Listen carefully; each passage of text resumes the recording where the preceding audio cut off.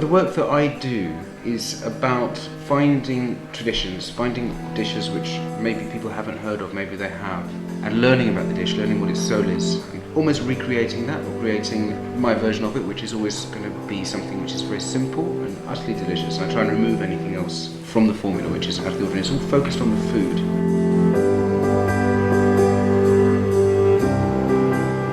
Ever since I was tiny, I loved food, ice cream and chocolate, pasta especially, and I still do.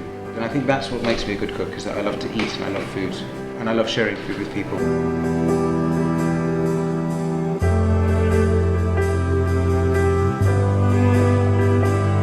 My parents are very foodie themselves. My grandparents were very foodie, great feeders. My mum especially, the act of giving food is a real act of love, was the one that she practices most.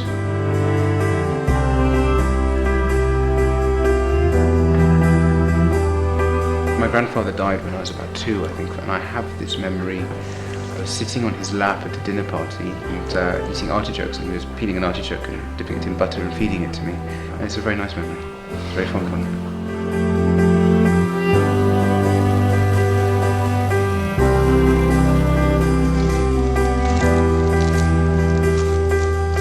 I think being a chef is all about the food.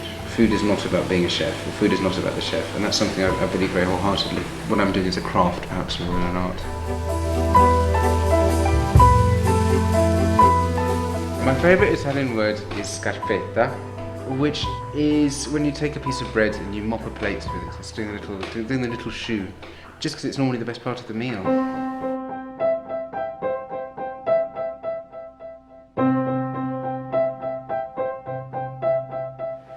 Bocca di Lupo is a dream restaurant. It was my dream, and it's a dream that's come true. I'm very proud of that.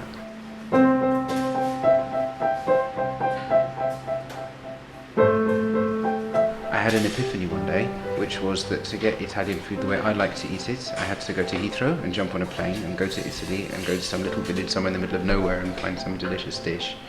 And I thought that was the restaurant I really wanted to have in London for myself, just to go and eat in, and that was the one that I would make. I spent a year travelling around with Victor, who's my partner in this business, doing something which ended up being research. It was just a year of fun that we took together. And I just thought, I'll bring that food here. I'm obviously quite a fake Italian.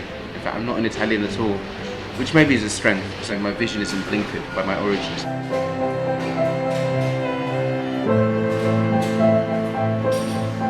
In general, if I'm given something which is amazing, then for that moment that it's there with me, it will be the best thing I've had in my life and the only thing I ever want to eat.